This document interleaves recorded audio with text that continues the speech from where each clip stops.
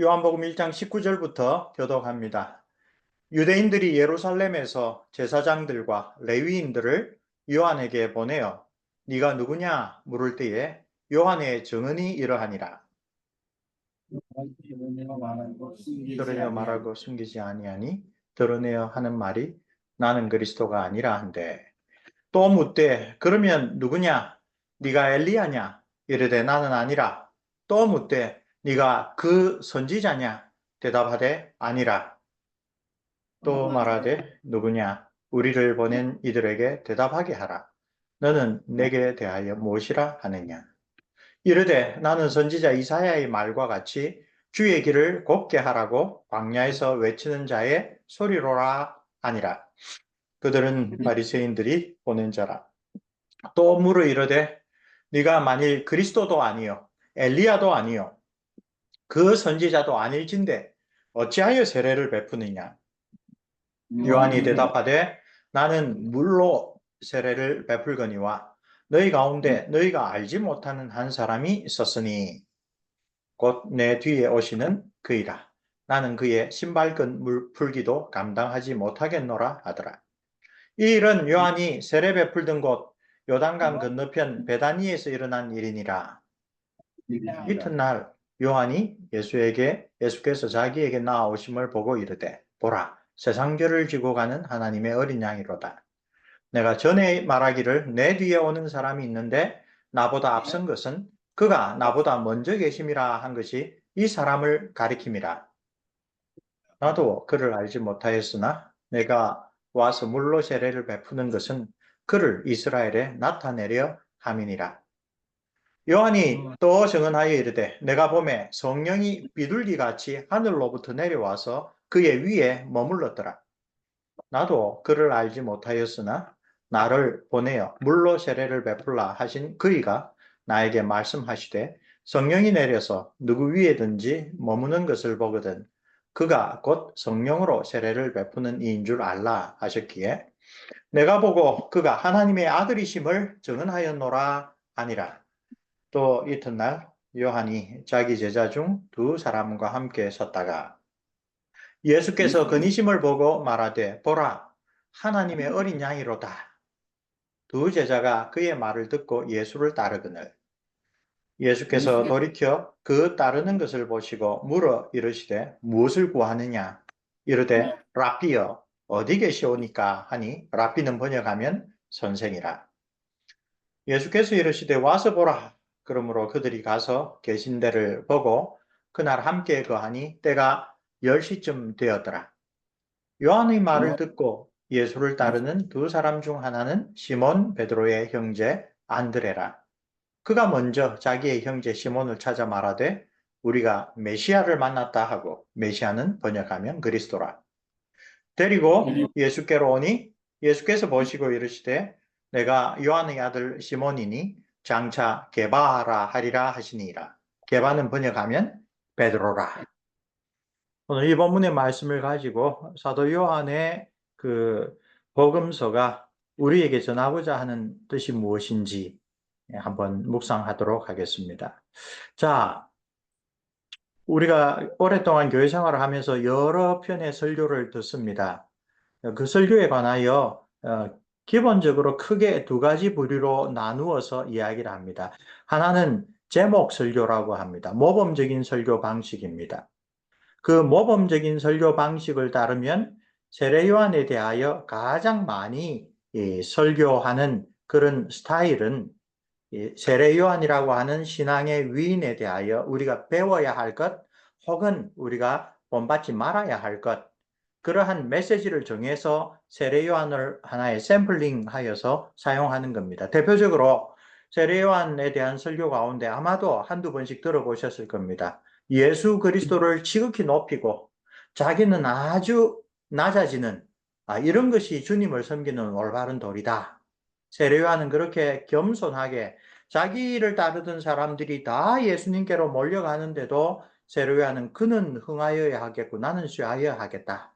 나는 혼인잔치에 신랑의 들러리와 같은 존재다. 신랑이 잘 되고 신랑이 높아지고 하면 내가 함께 기뻐하는 자다. 그래서 이제 교회 안에 흔히 나타나는 그 교만, 자랑, 자기에 대한 그 자기의 면목과 체면에 관한 그러한 고집, 이런 것들을 그 설교자들이 세례 요한의 사례를 들어서 세례 요한처럼 우리도 예수 그리스도를 섬기는 일에서 저렇게까지 일관되게 겸비해야 된다. 그런 메시지로 많이 세례 요한의 그 대한 기록을 인용하여 설교합니다.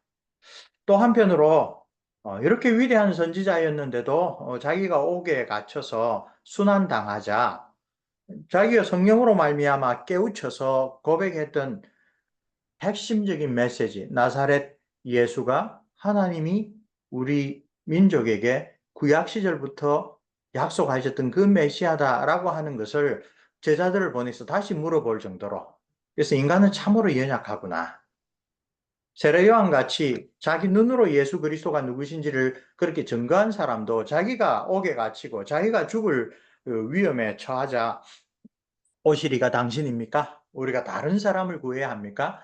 저런 식으로 의심에 빠지는구나. 그 신앙이라는 것은 정말 스스로 자기가 평소에 많은 훌륭한 신앙적인 일을 교회 안팎에서 했다고 하더라도 결국 자신만만해서는 안 되는구나. 가령 이런 식으로 세례 요한과 관련된 어떤 특정한 교훈을 주는 목적으로 접근하여서 하는 것을 제목 설교 혹은 모범적인 설교, 그런 접근 방식이라고 할 수 있습니다. 그것이 너무 귀에 걸면 귀걸이, 코에 걸면 코걸이, 그건 꼭 세례 요한이 아니라 다른 사람에게서도 나올 수 있는 그런 교훈들을 계속 설교자들이 많이 하다 보니까 과연 성경이 그것을 위하여 쓰여졌느냐? 방금 우리가 읽었던 요한복음 1장에서 세례 요한에 대한 기록이 세례 요한에 관한 어떤 교훈을, 긍정적이든 부정적이든 세례 요한에 대한 교훈을 우리에게 전해주려고 쓰여졌느냐? 이것은 모두 우리 주 예수 그리스도에 관하여 쓰여진 것이 아니냐? 그래서 창세기부터 계시록에 이르기까지 하나님의 인류에 대한 구속 계획이 어떤 방식으로 시대와 장소에 따라 여러 가지 인물들을 거쳐서 내려오는가, 그 흐름을 보는 것이 성경을 올바르게 해석하고 이해하는 방식이다. 그래서 아주 두드러지게 나타난 것이 제목 설교의 연약한 점, 약점들을 바르게 잡으려고 하는 그런 효과와 같이 나타난 것이 바로 구속사적인 설교 방식이라는 것입니다. 구속사적인 설교 방식으로 볼 때 세례 요한의 역사적인 의의는 메시아가 오기 전에 반드시 먼저 오리라고 했던 엘리야가 바로 세례 요한이었다. 그러니까 세례 요한 자체의 역사적인 의의를 하나님의 구원 사역이 이루어지는 데 있어서 아주 중요한 한 단계로 보는 것. 그래서 세례 요한의 기록에 관한 의의를 우리가 조금 객관적으로 성경이 가르치는 그대로 판단하는 것. 두 번째로, 예수님께서 오늘 본문을 보면 재밌게도 세례 요한은 자기가 엘리야가 아니라고 그러는데, 세례 요한은 예수님은 세례 요한을 오리라고 한 그 엘리야가 세례 요한이 맞다 하고 이야기를 해요. 그때는 엘리야가 산채로 하늘 날아갔다가 뭐 세례 요한으로 다시 분해서 엘리사벳의 태아에 들어가서 그런 다시 태어난 엘리야란 말이 아니죠. 그 구속사에 있어서의 기능이 엘리야와 같다는 겁니다. 구약과 신약의 전환점에서 사역한 마지막 구약의 선지자로서 예수님이 오기 전에 이스라엘 백성들의 마음을 하나님께로 다시 간절하게 되돌리는데 결정적인 역할을 한 그러한 귀한 사역을 담당한 사람. 그러나 예수 그리스도께서 오셔서 시작되는 신약에 들어가기보다는 구약의 마지막 선지자. 그런 식으로 택하는 세례 요한의 사역을 결정하는, 파악하는 그러한 관점이 구속사적 설교 방식입니다. 그리고 오늘 본문에서는 특별히 예수 그리스도에 대하여 세례 요한이 증거한 핵심적인 증언이 하나님의 어린 양이다. 성령으로 세례 주실 분이고 그분이 곧 하나님이시다. 하나님의 아들이시다. 그분이 하시는 일은 우리에게 구원도 주시고 심판도 주신다. 이건 좀 뒤에 나오는 이야기이긴 합니다. 이렇게 두 가지 설교 방식을 아마도 우리는 다 잘 알고 있는데 비교하는 목적은 지난번 요한복음을 처음 묵상했을 때에 소개했죠. 요한복음 20장에 보면 사도 요한이 자기가 이 복음서를 쓰는 목적을 이야기를 합니다. 예수님께서 행하시고 가르치신 것을 일일이 다 기록하면 세상에 그것을 보관할 장소가 없을 정도로 엄청나게 많은 말씀과 엄청나게 다양한 구속의 행위를 하셨지만 요한복음에 가려 뽑아서 기록한 내용은 그 목적이 오직 이것을 기록하면 너희로 나사렛 예수께서 하나님의 아들 메시아이심을 믿고 그 믿음으로 말미암아 영생을 얻게 하려 하는 것, 구원을 얻게 하려 하는 것. 그러므로 바로 그런 이 사도 요한의 저작 목적을 가지고 1장의 두 번째 부분 세례 요한에 대하여 설명하는 것도 결국 세례 요한에 대한 모든 이야기는 세례 요한 자체에 초점이 있는 것이 아니라 세례 요한을 통하여 나사렛 예수께서 하나님의 아들 우리의 구세주이신 것을 잘 가르쳐 주기 위한 것이다. 그렇게 요한복음의 저자의 집필 의도를 우리의 마음속에 새기고 읽어야 한다라고 하는 것을 우리 다시 한번 환기시키기 위함입니다. 자, 오늘 본문에서 세례 요한이 자기 자신에 대하여 나는 어떤 사람이 아니다. 나는 오히려 이런 사람이다. 라고 하는 것을 밝히는 것이 아주 주목됩니다. 그냥 사람들이 호기심에 와서 물어본 것이 아니라 누가 물어봤습니까? 예루살렘에서 이스라엘 백성들을 종교적으로 지도하고 있는 바리새인들이 사람들을 파견하여서 이 세례 요한에게 너는 누군데 이렇게 세례를 주고 백성들의 마음을 이렇게 좌지우지하는가? 중앙 권력을 가진 종교 지도자들이 자기들의 종교적인 권위가 세례 요한의 등장과 그의 사역에 의하여 흔들린다라는 것을 느끼고 와서 물어보는데 그 당시에 아주 중요한 이러한 질문들이 공식적으로 제기된 이유를 누가복음 3장 15절에 이야기를 합니다. 백성들이 바라고 기다림으로 모든 사람들이 요한을 혹 그리스도가 아닌가 하고 마음에 생각하는 그런 정도가 되었다는 것입니다. 바로 이런 백성들의 마음이 광범위하게 퍼져 있기 때문에 예루살렘에 있는 그 고위 종교 지도자들이 대표단을 파견하여 세례 요한에게 당신이 메시아인가? 라는 질문부터 시작하여 세례 요한과 중요한 면담을 시작한 것입니다. 자, 누가복음 3장 15절은 세례 요한이 메시아의 길을 메시아가 오시는 그 첩경을 평탄케 하는 자라라고 하는 그 사역을 그가 어떻게 잘 담당하였는지를 보여줍니다. 백성들이 바라고 기다린다. 무엇을요? 하나님께서 우리를 구원하기 위하여 하나님께서 우리를 노예 상태에서 해방시켜 주기 위하여 보내신다는 그 메시아를 바라고 기다리는 마음이 생겼단 말이에요. 하나님의 구원에 대한 갈망이 생겼단 말이죠. 그리고 그 갈망이 커져서 당국자들이 와서 당신이 첫 번째 그리스도인가? 요한은 분명히 나는 그리스도가 아니다. 그러면 당신이 엘리야인가? 나는 엘리야도 아니다. 이 엘리야라고 물어봤을 때는 말라기 선지자 고백한 대로 이 유대 당국자들도 네가 메시아가 오기 전에 다시 온다는 그 길을 예비한다는 그 선지자인가? 요한은 나는 엘리야가 아니다. 세 번째로 그 선지자는 신명기에 나오는 이야기죠. 모세가 한 예언입니다. 하나님께서 너희들 가운데 나와 같은 선지자 하나를 일으킬 텐데 너희들은 모두 그 선지자의 말을 들어야 된다. 그래서 그리스도 엘리야 그 선지자란 말은 거의 유사하게 이스라엘 백성들이 기다리던 하나님의 구원의 결정적인 순간을 이루실 바로 그분, 오실 그분을 뜻합니다.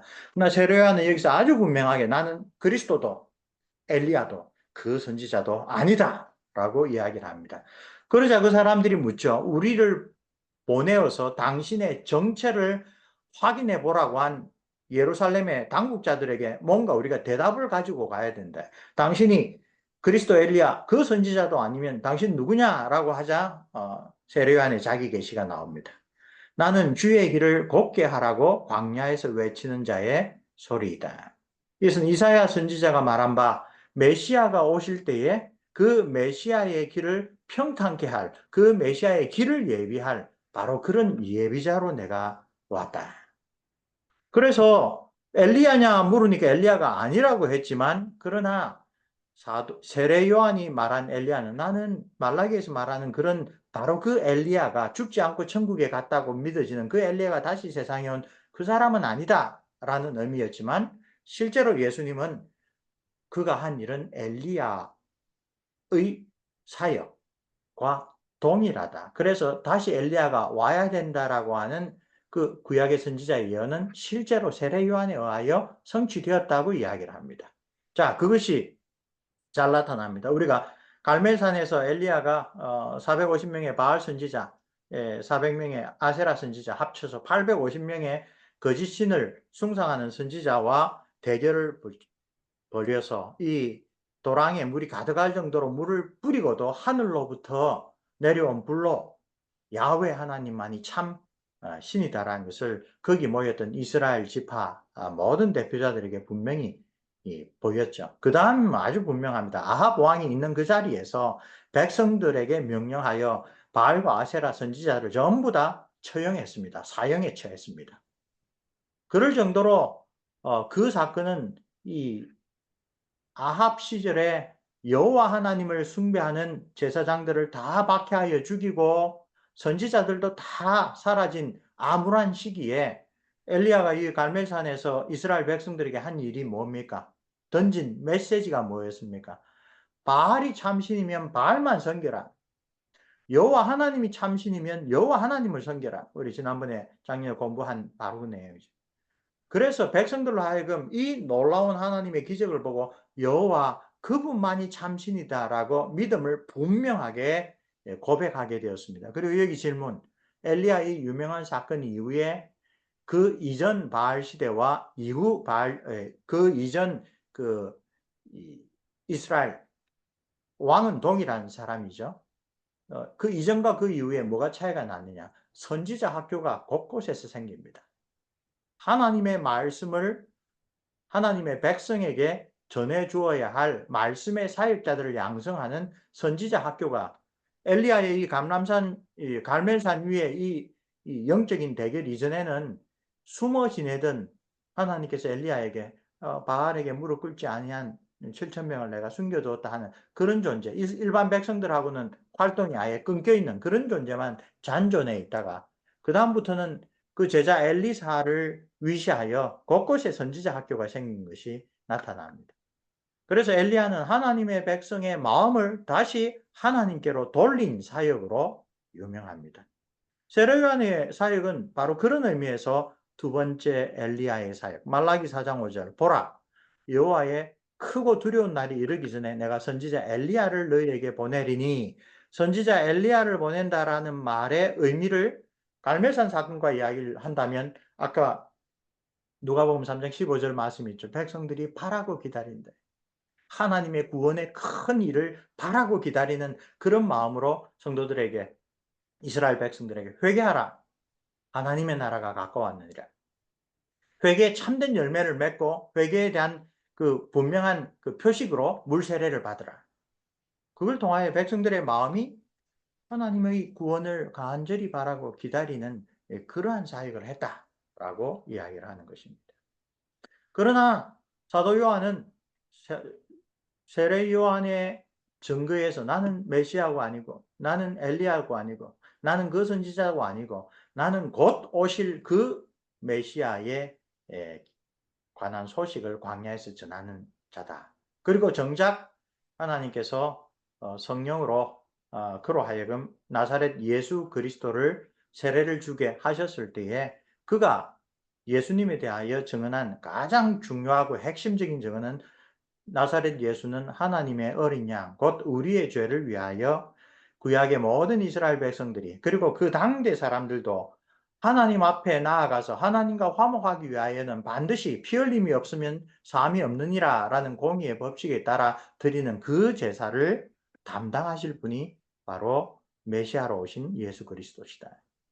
세상 죄를 지고 가는 하나님의 어린 양, 아니우스 데이라는 표현은 나사렛 예수 그리스도의 십자가와 구속 사역에 관한 가장 분명한 증거이죠. 세례 요한은 그 당시 그 누구도 알아차리지 못했던 예수님의 정체를 밝힐 뿐만 아니라 그분이 무슨 일을 하시는 분인가, 가장 중요하게 우리의 죄를 대신 지고 가실 하나님의 어린 양이다 라고 이야기를 합니다. 그런 다음에 예수님에 대한 세례 요한의 또 하나의 중요한 증언은 성령으로 세례를 주실 분이라는 표현입니다. 세례 요한은 예수님을 1장 33절에서 성령으로 세례를 주실 분이라고 증거합니다. 자기가 주는 물 세례와 비교할 수 없을 정도로, 어떻게 보면 그 물 세례가 하나의 그 심볼이라면 성령 세례는 그야말로 실체에 해당하는 그런 것이라고 이야기를 합니다. 3장에 가면 그 이야기가 더 나옵니다. 그것을 세례 요한은 성령께서 비둘기와 같이 내려오셔서 예수님의 머리 위에 머무는 것을 보았을 때 하나님께서 미리 그 이야기를, 그 일을 자기에게 계시해 주셨기 때문에, 저분이 하나님이 약속하신 바로 그분, 하나님의 백성을 성령으로 세례를 주실 분이구나 라고 하는 것을 깨달았습니다. 우리가 구속사적으로 볼 때 성령 세례는 보통 오순절과 연결하여 합니다. 그리고 오순절 이전에도 사도 베드로와 사도 요한이 설교하면서 너희가 각각 돌이켜 회개하고 예수 그리스도를 믿으면 성령을 선물로 받으리라 라고 하는 복음 전파의 가장 중요한 핵심 메시지로 증거합니다. 예수 그리스도는 하나님이 택한 자들, 그의 백성들에게 성령을 주실 분이라고 하는 것입니다. 자, 마태, 마가, 누가, 요한 사복음서 기자들 모두가 세례 요한이 예수님을 성령으로 세례를 베푸실 분이다라고 소개한 것을 기록하고 있습니다. 그리고 예수님은 이 약속이 오순절에 성취되었다고 분명하게 밝힙니다. 성령으로 세례받는 일인 그리스도인이라면 누구나 그리스도를 처음 믿을 때에 체험하는 일입니다. 성령으로 하지 않고는 예수를 주시라 고백할 수가 없다라는 말씀이 거기 있습니다. 거듭나지 아니한 사람은 자기가 죄인이며 자기의 죄를 사해 주실 뿐만 아니라 자기를 하나님 아버지의 자녀로 받아들여 주시는 유일한 길이 예수님이라는 것을 알고 믿습니다. 그것은 성령으로 인한 거듭남의 결과입니다. 그것이 모든 그리스도인들이 체험하는 그 체험의 과정은 다양할 수 있지만 그 본질은 동일합니다. 회개와 믿음입니다. 그리고 그 회개의 근거도 예수 그리스도의 십자가 대속이고 믿음의 근거도 예수 그리스도께서 우리를 위하여 행하신 순종의 결과입니다. 자, 세례 요한에 관한 오늘 요한복음 1장의 내용은 본래 세례 요한의 제자였던 사도 요한이 기록한 것입니다. 세례 요한의 역할을 오늘 우리가 읽었던 본문 뒤편에 가면 예수님이 지나가는 걸 보고 다시 한번 세례 요한이 세상죄를 지고 가는 하나님의 어린 양이라 소개를 합니다. 그래서 세례 요한의 제자 가운데 두 사람이 그날 예수님을 바로 따라갑니다. 그 중에 한 사람은 요한복음을 썼던 사도 요한이고 나머지 한 사람은 여기 우리가 읽은 대로 베드로의 동생 안드레입니다. 그리고 안드레가 여기 나중에 마태복음 보면 갈릴리에서 고기 잡다가 예수님이 찾아오셔서 나를 따르라 내가 너를 사람 낚는 어부가 되게 하리라 라고 말씀하시기 거의 1년 전에 이 갈릴리 지역이 아니라 유대 땅에서 세례 요한의 제자로 있다가 예수님을 따라가서 하루 종일 예수님과 대화를 한 다음에 이분이 메시아다라고 확신한 동생 안드레의 손에 이끌려 처음 예수님을 만나게 됩니다. 그리고 당장 예수님은 이 시몬을 보고 장차 게바라 하겠다, 베드로라 하겠다라고 이야기를 합니다. 여기 첫 제자 가운데 또 두 사람이 있습니다. 같은 베세다 출신의 빌립이 있고 빌립이 친구 나다나엘을 데리고 옵니다. 나다나엘과의 대화는 대단히 의미심장합니다. 그가 무화과 나무 밑에 있을 때 내가 너를 보았다라는 예수님의 말씀으로 나다나엘은 이분이 바로 내가 무화과 나무 아래에서 기도할 때 그 기도를 들으신 분이구나 라고 확신을 합니다. 그래서 당신은 정말 이스라엘의 임금이다. 당신은 정말 그리스도다. 고백을 하는데, 놀랍게도 베드로는 여기에 일방적으로 예수님께서 반석이라는 뜻의 이름을 주신 것 말고는 베드로는 아무런 응답이 없습니다. 그러다가 나중에 예수님께서 한 10개월 후에 갈릴리로 올라가셔서 베드로의 배를 빌려다가 물가 호숫가로 조금 뛰어와서 사람들에게 설교하시고, 한낮에 베드로에게 가서 지금 물고기를 잡아라. 근데 베드로가 우리가 밤새도록 그물을 내렸는데 한 마리도 못 잡았습니다. 낮에는 본래 낚시하는 게 아닙니다. 그러나 라비어 선생님, 나에게서 말씀하시니 내가 순종하겠습니다 하고 갔다가 배 2개가 잠길 정도로 많은 물고기를 잡죠. 그런 다음 베드로가 예수님에게 무릎 꿇고 절하면서 뭐라고 했습니까? 제 사업을 이렇게 성공시켜 주시니 내가 모시겠습니다. 뭐 그런 이야기를 전혀 하지 않고 주여 나를 떠나소서 나는 죄인입니다. 그때 이전에 베드로가 나사렛 예수를 어떻게 받아들였는지 우리는 기록상 모르지만 그때 분명히 성령께서 베드로에게 저런 분 앞에선 내가 어떤 존재인지 하나님 앞에 죄인인지를 깨달았습니다. 성령으로 세례를 받은 겁니다. 예, 성령 세례는 어떤 면에서 우리 평생에 통하여 성령께서 역사하시는 그러한 사역으로 지속성이 있습니다. 그러나 첫 순간에 우리가 하나님 앞에서 내가 죄인이고 예수 그리스도 외에는 나에게 생명의 소망이 없다라는 것을 진지하게 깨우쳐 주시는 것이 우리가 말하는 거듭남, 중생이라고 합니다.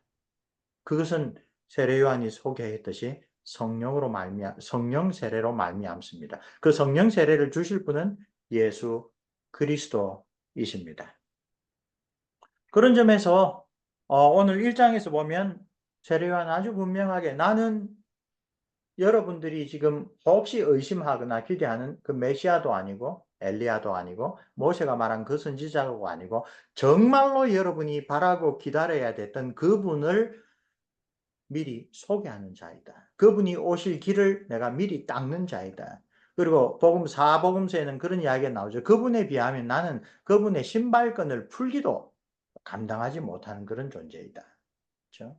나중에 요한복음 3장을 가면 세례 요한의 제자들이 많았는데 그 제자들이 이 1장에서 세례 요한이 예수님을 하나님의 아들, 세상 죄를 지고 가는 하나님의 어린 양, 성령 세례를 주실 분 이렇게 소개한 다음에 안드레와 이 요한, 빌립뿐만 아니라 많은 제자들이 예수님을 따르자 끝까지 남아있던 제자들이 세례 요한에게 전에 선생님이 소개했던 사람이 세례를 주니 사람들이 다 그리로 갑니다 라고 하자 자기는 쉬어야 되겠고 그분은 흥하여야 한다. 이게 하나님의 구속의 그 사역에서 당연한 일이다. 그런 이야기도 하고 있죠. 세례 요한은 이렇게 정말 자기에게 주신 하나님의 구속 사역에서 구속의 계획에서 자기에게 주신 그 소명을 정말 신실하게 잘 갖추고 있습니다. 언제 다음번에 그 이야기도 할 수 있을지 모르겠지만 이런 세례 요한이 어떻게 예수님을 의심했을까? 라고 하는 의문 때문에 옥중에서 오시리가 당신입니까? 우리가 다른 사람을 기다려야 합니까? 라고 하는 그 질문에 대하여 혹자는 이것은 세례 요한 자신의 질문이 아니라 세례 요한의 제자들의 의심을 풀어주기 위하여 그들을 예수님께로 보낸 것이다.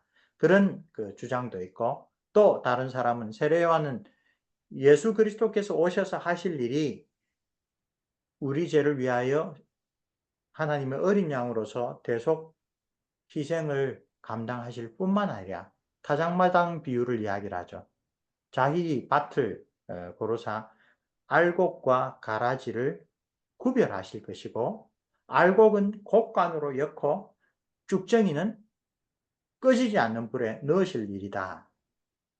심판의 메시지까지 예수 그리스도의 사역으로 소개하고 있습니다. 그런 점에서 세례 요한은 아주 충실하게 구약의 선지자들의 전통을 이어받는 사람입니다. 선지자들은 오늘 우리 신약의 학자들이 말하듯이 저 멀리 있는 두 산이 지금 여기서 보면 거의 겹쳐서 가까이 있는 것으로 보이는데 실제로 그 첫 산에 가면 멀리서 그 첫 산에 이르는 거리만큼이나 혹은 그보다 더 멀리 두 번째 산이 멀리 있다라는 것을 깨닫는다라고 했죠.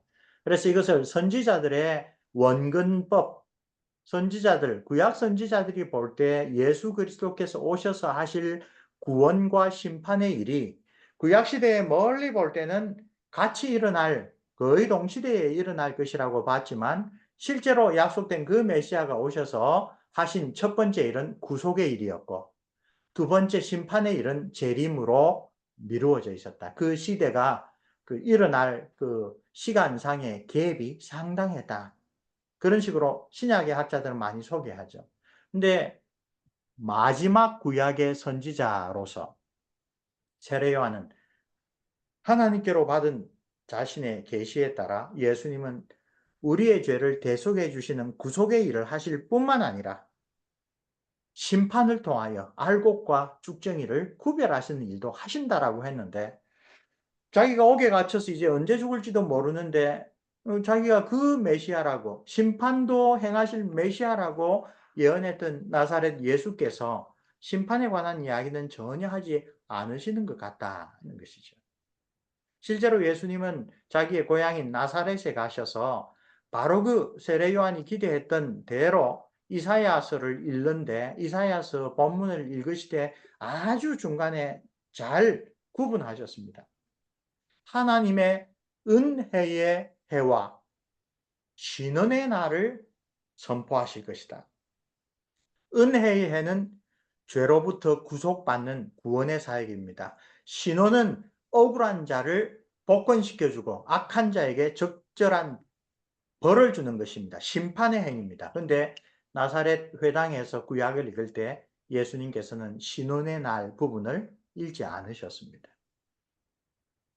예수님은 자기가 이 땅에 오셔서 하실 일이 어디까지인지를 잘 아셨고 심판의 날은 재림대로 하나님께서 정해 두신 것을 아십니다. 그러나 구약에 속한 선지자로서 세례 요한은 그 구분을 아직 알지 못했습니다. 그래서 그 질문을 가지고 온 세례 요한의 제자들에게 내가 하는 일을 잘 보고 그대로 세례 요한에게 알려주면 구약의 선지자가 메시아에게 기대했던 그런 일들이 일어나고 있다는 것을 알 거다. 세례 요한은 그 대답으로 충분할 거다. 그렇게 돌려보내고 남아있는 예수님의 제자들에게 그렇게 이야기를 하죠. 여자의 몸에서 태어난 자 가운데 세례 요한보다 더 큰 이가 없다. 아주 대조적으로 역설적으로 그러나 천국에서는 지극히 작은 자라도 세례 요한보다 크다. 이것은 개인적인 신앙의 정도를 비교하는 게 아닙니다. 우리 중에 누구도 세례 요한보다 그 개인적인 신앙과 경건에서 더 탁월하다고 말할 수 있는 사람은 없습니다. 근데 예수님의 그 말씀은 하나님의 구속의 경륜에 있어서 세례 요한은 구약에 속한 사람이라는 것.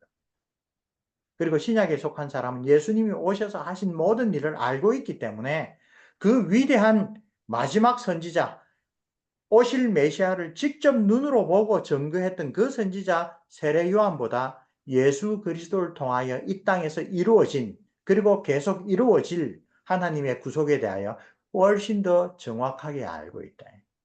훨씬 더 그런 입장에서는 유리한 시대를 살고 있다. 바로 그 뜻이 천국에서는 지극히 작은 자도 세례 요한보다 크다라고 하는 그런 말씀으로 증거된 것입니다.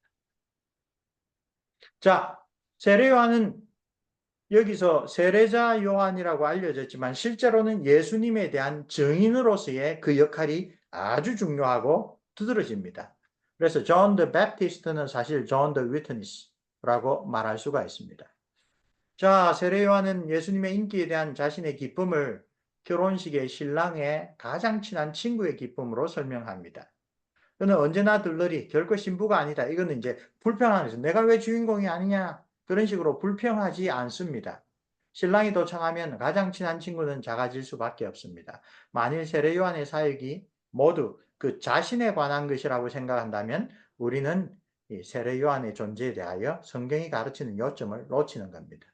세례 요한의 사역은 전적으로 예수 그리스도를 위한 준비이며 예수 그리스도를 증언하는 것입니다.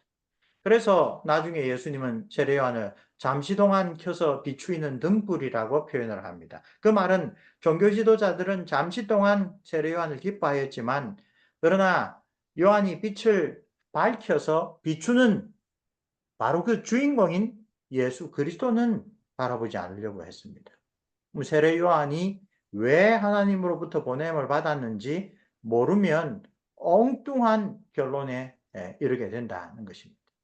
세례 요한은 예수 그리스도에 대한 하나님께서 임명하시고 그리고 참으로 진실된 정인의 역할을 하는 인물이었습니다.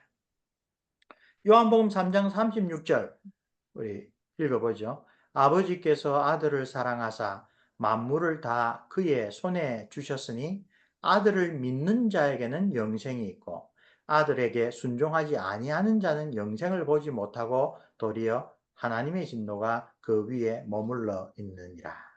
3장 35절 36절은 문맥에 따라 요한복음 주석가들이 요 표현이 세례 요한의 표현인지 아니면 사도 요한의 표현인지 구분을 잘 할 수 없을 정도로 쭉 연결되어 있습니다. 세례 요한의 이야기와 쭉 연결되어 있습니다.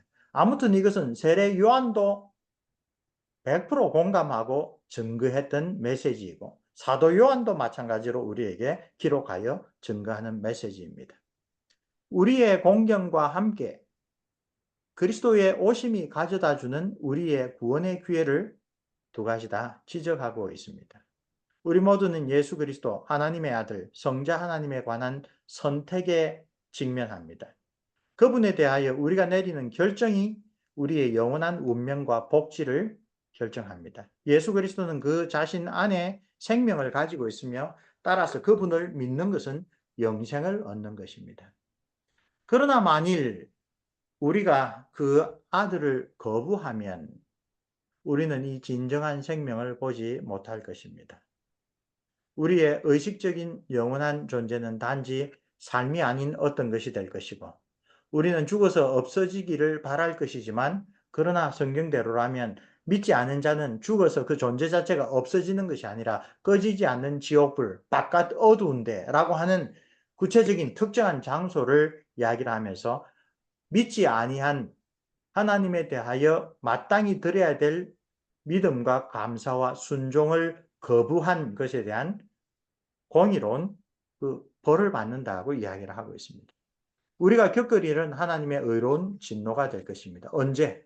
우리가 그 아들을 거부할 때. 이 모든 것은 우리가 죄악 속에 출생하였으며 우리는 하나님에게 중립적이지 않다는 사실을 말해줍니다. 예수님에 대한 믿음이 없는 우리의 상황이 하나님의 진노가 우리 위에 머물러 있는 까닭이 바로 이것입니다. 세례 요한이 우리에게 권고하듯이 우리는 회개해야 합니다. 그래서 예수님의 처음 메시지도 세례 요한의 메시지를 그대로 가져다 쓰신 것이죠. 회개하라. 하나님의 나라가 가까웠다. 하나님의 어린 양이신 예수님이 우리의 죄를 가져가지 않으시면 우리는 하나님의 진노와 영원한 지옥에 직면합니다. 그러나 이제는 이런 것은 전혀 필요 없습니다. 감사하게도 하나님께서 우리가 그 아들을 믿는 선택지를 우리에게 주셨습니다. 우리가 그분을 정말로 믿으면 우리는 영원한 생명을 이미 받았다라고 확언합니다. 요한이 증언한 생명을 주시는 사역, 즉 그는 성령으로 세례를 주신다. 그 안에 생명이 있다. 모든 것이 바로 예수 그리스도에 대한 태도입니다. 아까 읽었던 35절, 36절에서 제가 밑줄을 쳐두었습니다. 금방 그 비교가 되죠. 아들을 믿는 자, 그 다음에 반대는 아들을 믿지 않는 자가 아니라 순종하지 아니하는 자로 되어 있습니다. 믿음과 순종을 거의 서로 대등한 의미로 쓰고 있습니다. 아들을 믿는다라고 하는 것은 그냥 교회 다닌다는 게 아닙니다. 그냥 내 머리로 믿는다는 게 아닙니다. 주일날에는 이렇게 예배드리고 하면서 일주일 동안의 생활은 예수 그리스도의 가르침과 그분의 뜻과 무관하게 살아가는 그런 것이 아닙니다. 아들을 믿는다는 것은 그분을 순종하는 것입니다. 믿지 않는다라고 하는 것은 단순히 지적인 문제가 아니라 기본적으로 그 하나님, 천지를 지으신 창조주 하나님이자 우리를 위하여 이 세상에 오신 그 구세주 하나님을 배척한다, 순종하지 않는다 라고 하는 그런 의미입니다. 그리고 우리와 우리 자녀들, 우리가 사랑하는 사람들에 대하여 우리가 늘 안타까운 마음을 가지는 것이, 그것은 중립적인 것이 아니라 그 사람은 영생을 보지 못하고 오히려 영생 대신에 하나님의 진노가 그에게 있다라는 것을 우리는 믿기 때문입니다. 이건 우리는 이제 생명을 얻었다라고 안심하고 자랑할 것이 아니라, 정말 우리 같은 죄인도 하나님께서 이렇게 예수 그리스도를 믿는 믿음, 그분에게 순종하는 삶을 통하여 생명으로 이끌어 주셨는데, 정말 그렇지 못한 사람들을 향한 우리의 간절한 마음, 기도와 연결될 겁니다. 그러나 여기서는 아주 분명하게 말합니다. 엄격하게 갈림길에 서 있다. 거기에서 생명의 길로 가는 것은 예수 그리스도를 믿는 것, 곧 그분에게 순종하는 삶이다. 그것을 가볍게 여기고, 그것을 무관심하게 여기고, 그것을 소홀하게 여기는 그 대가는 엄중하다. 세례 요한을 등장시켜서 사도 요한이 요한복음 1장에서 우리에게 전하는 핵심 메시지, 적용의 메시지라고 하는 게 바로 그것입니다. 세례 요한조차도, 심지어 세례 요한에 대해서는 성경 밖에 가장 그 시대에 대하여 중요한 그 역사책인 요세푸스의 유대 고대사에도 세례 요한에 관한 언급이 나와 있습니다. 그것과 비교할 수 없이 그의 제자였다가 예수 그리스도의 제자, 사도가 됐던 사도 요한이 세례 요한에 대하여 쭉 소개한 그 결과 하고자 하는 말은, 세례 요한조차도 온 마음을 다하여, 온 정성을 다하여 이분이 바로 하나님의 아들, 우리의 죄를 해결해 주신 분, 이분이 우리를 성령으로 세례를 주실 분이라고 고백한 예수 그리스도, 예수 그리스도에 대한 우리의 태도에 우리의 영원한 운명이 달려있다 라고 하는 것이 그가 우리에게 전하는 아주 핵심적인 메시지입니다. 자, 그래서 기도 제목을 좀 가져왔습니다. 그 자신의 아들을 세상 죄를 지고 가는 하나님의 어린 양으로 보내주신 하나님께, 우리가 이런 말씀 묵상할 때마다 우리가 처음 믿을 때의 그 뜨거운 마음을 다시 회복하면서 하나님 감사합니다. 자기 없는 저 같은 사람도 예수 그리스도를 믿는 믿음을 허락하셔서 하나님 안에 있는 참된 생명을 바라보게 하시고 이 땅에서 누리고 살아가게 하셔서 감사합니다. 두 번째는 바로 그런 감사의 마음에서 나오는, 나를 이렇게 사랑해 주신 그 주님의 마음을 우리도 본받는 것이 되겠죠. 우리가 아는 사람 가운데 예수님께로 와서 하나님의 진노에서 벗어난 사람들에 대하여는 감사합시다. 그러나 아직도 가족들과 친구들 중에, 내가 정말 사랑하는 주변 인물 중에 하나님의 아들을 믿지 않고 그분에 대하여 순종하는 삶을 전혀 신경 쓰지 않는 사람들, 그들에게는 하나님의 진노가 머물러 있다고 하는데, 우리가 하나님께서 그들을 긍휼하게 여기셔서 영원한 생명으로 돌아오도록, 특별히 어린 시절에 유아 세례를 받았거나 신앙생활을 하다가 멀어진 사람들, 그런 우리 자녀들이나 친구들이 있으면, 하나님, 우리는 불신실하여서 늘 기도하고 늘 하나님 뜻대로 언약을 잘 지키며 살지 못하지만, 그러나 정말 예수 그리스도의 십자가의 공로에 의지하여 기도합니다. 신앙에서 멀어진 우리의 친구들, 우리의 자녀들, 우리의 가족들, 하나님의 긍휼로서, 하나님의 능력으로서, 하나님의 놀라운 섭리로서만 믿음으로 올 수 있으니 그분들을 기억해 주십시오. 그분들을 다시 하나님의 손으로 예수 그리스도 앞으로 이끌어 주십시오. 중보의 기도가 두 번째입니다. 그런 다음 주 예수님께서 그의 성령을 선물로 쏟아 부어 주신 것에 대하여 하나님께 감사합시다. 찬양합시다. 성령의 변혁시키는 능력, 성령께서 성부, 성자, 성령 삼위 하나님 가운데 유일하게 우리 마음에 거하시고 예수 그리스도의 십자가 공로로 말미암은 모든 유익을 우리에게 적용시켜 주십니다. 그러므로 우리가 성령이 머무는 전이다라고 하는 신약 성경의 가르침이 옳다면, 그것은 하나님과의 사귐을 보증하는 것이고, 그 사귐은 반드시 하나님을 닮아가는 삶의 변화로 나타나야 됩니다. 그래서 우리 종교개혁자 선배들은 당신이 예수 그리스도를 믿고 예수님께서 주시는 성령 세례를 받고 따라서 보혜사 성령께서 당신과 함께 거하시는데도 생각에, 사고방식에, 우선순위에, 가치관에, 사람들을 대하는 태도에, 가치를 평가하는 그 기준에 변화가 없다면 성령이 당신한테 계시지 않는 것이 아닌가를 오히려 의심해보고 걱정해보라. 왜? 성령께서 우리와 함께 하시면 반드시 그 성령은 우리를 예수 그리스도를 본받게 만드는 그러한 힘으로 작용하시기 때문에 그런 능력이 성령께서 나와 함께 하십니다라고 내가 정말 체험할 수 있는 것은 그런 능력이 나타나서 내가 변할 때입니다. 원래 내 생각대로라면 변하지 않는데 경상도 아버지 같은 저 같은 사람이면 본래 자녀들에게 부모가 잘못해도 잘못된 소리는 절대로 안 하고 자녀들이 그걸 알아야지라고 하는데 그게 아니구나. 내 자녀들을 주 안에서 잘 양육해야 되는구나. 자녀를 노엽게, 즉 하나님의 뜻이 아닌 걸 알면서 자녀들에게는 하나님 뜻대로 살라고 하면서 부모는 자녀의 하나님의 뜻을 본받지 않으면 그 자녀가 노엽게 되는 거거든요. 신앙이 오히려 예수 잘 믿는다는 교회에서 중직을 맡고 있다는 부모님들도 내가 보기엔 그래 안 사는데 자녀를 노엽게 하는 것이거든요. 그래서는 안 되겠구나. 성령 하나님께서 내 속에 거하시면 내가 자녀에게서 부모로 대접받고자 하는 그런 것뿐만 아니라 우리 자녀들에게 정말 하나님의 사랑과 하나님의 뜻이 무엇인지를 바르게 가르치는 그런 일도 필요하겠구나.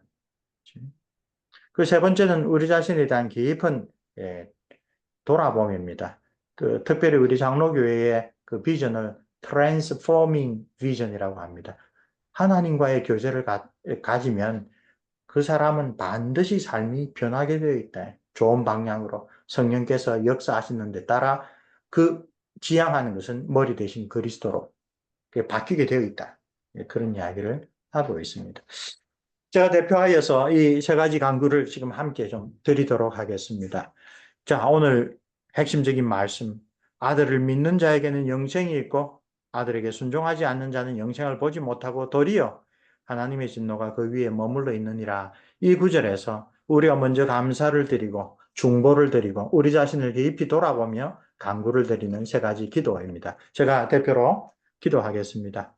은혜로우신 우리 아버지 하나님, 요한복음 묵상을 통하여 다시 한번 정말 영적으로 가난하고 하나님의 생명에서 끊쳐져 있던 그리하여 죄와 비참 가운데 자기를 우선시하고 다른 사람을 해쳐서까지라도 우리의 욕심을 채우려고 하는 그러한 죄인인 우리를, 가련한 우리를 위하여 영광스럽고 복되고 풍성한 그 하늘나라를 떠나서 우리와 같은 사람이 되시되 가난한 가운데 태어나시고 율법의 멍에를 전혀 필요 없으신 하나님께서 그 율법을 주신 하나님께서 우리와 같은 사람으로 사시기 위하여 율법의 멍에를 메시고 또 아담 이래 그 누구도 온전히 행하지 않는 하나님의 뜻을 온전히 순종하는 그 순종의 삶을 사시고 그 극치로서 자기의 생명까지도 하나님 앞에 내어놓고 우리의 모든 죄를 위하여 대속하신 우리 주 예수 그리스도를 다시 묵상하며 기억하며 감사와 찬송을 드립니다. 그 주님의 놀라우신 순종의 삶으로 우리를 위하여서 영생을 획득하시고 죄가 갈라놓은 하나님과의 관계를 다시 회복시켜 주시고 하나님을 아빠, 아버지라고 부를 수 있는 놀라운 특권을 주실 뿐만 아니라 지금 그런 은혜를 받은 지 수십 년이 지난 지금에도 시시때때로 우리가 하나님 앞에 부족하고 연약하고 죄 짓는 모습으로 나타날 때마다 변함없는 사랑으로서 하나님 우편에서 우리를 위하여 중보하시며 그 십자가의 무한한 공력으로 우리의 죄를 지금도 씻어주시며 성령으로 깨끗게 해주시며 하나님을 다시 아빠로 부르면서 나아올 수 있도록 해주신 것 감사합니다. 하나님 아버지, 하나님의 어린 양이신 예수 그리스도께서 얼마나 우리에게 소중한 분이신지 우리가 머리로만 한 구석에 기억해두고 우리의 삶에서 찬양과 감사가 메말라가는 그런 삶을 살지 않도록 주님 도와주시옵소서. 늘 주님을 생각하며 감사하는 마음, 찬송하는 마음이 우리에게서 넘쳐나게 해 주옵소서. 우리에게는 있는 귀한 은혜, 구원의 은혜, 사죄의 은혜, 성령으로 세례받는 은혜를 내려주셨는데 아버지 하나님, 우리 사랑하는 가족들, 부모들, 자녀들, 우리의 형제들, 친척들, 사랑하는 친구들, 우리의 직장의 동료들, 우리와 오고 가며 마주치는 많은 사람들 가운데 동일한 은혜를 받은 사람들, 우리가 볼 때마다 함께 기뻐하며 격려하며 감사하게 하시고, 아버지 하나님 정말 안타깝게도 우리 가족 가운데서도 우리의 사랑하는 자녀들조차도 혹시 예수 그리스도 우리의 유일한 생명이신 우리 주 예수 그리스도를 믿지 않고 그분의 뜻을 받들어 순종하는 삶을 살아가지 않는 안타까운 사람들이 있으면 하나님 아버지 크신 긍휼을 베풀어 주옵소서. 놀라운 은혜를 베풀어 주옵소서. 사람이 하나님 앞에 죄인됨을 깨닫고 예수 그리스도 외에는 나의 정말 의지할 데가 없다라고 깨닫는 것은 부모도 가르칠 수가 없고 목사도 가르칠 수가 없고 그 어떤 사람도 가르칠 수가 없고 오직 보혜사 성령 하나님께서 그 죽어 있는 영혼을 새로 살리셔서 거듭나게 하셔서 그에게 그러한 올바른 생명의 그 지식을 깨우쳐 주실 때만 일어나는 것을 우리가 잘 알고 있습니다.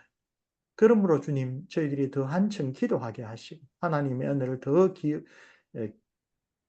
기억하게 하시고, 뿐만 아니라 우리의 지혜와 우리의 사랑과 우리의 긍휼을 주님께서 더욱더 크게 해주셔서 그분들에게 예수 그리스도를 어떻게 하면 전할 수 있을지, 어떻게 하면 이 믿음의 귀한 것을 정말 소개할 수 있을지, 우리가 겸비하고도 간절한 마음으로 주님께 엎드려 구할 수 있도록 도와주옵소서. 믿음의 눈으로 보지 아니하면 우리보다 이 세상에서 훨씬 더 잘 살고 걱정 없이 살고 더 잘 즐기며 살고 더 기쁘고 더 평안한 삶을 살고 있는 사람들이지만 그러나 성령께서 깨우쳐 주시는 영적인 눈을 보면 하나님의 진노가 그 위에 있다는 것을 아버지 하나님 우리는 마음으로 무겁게 받아들이게 하시고 우리가 사랑해야 될 사람들, 우리가 사랑하는 사람들을 위하여 기도하는 일에 더욱 힘쓸 수 있도록 도와주옵소서.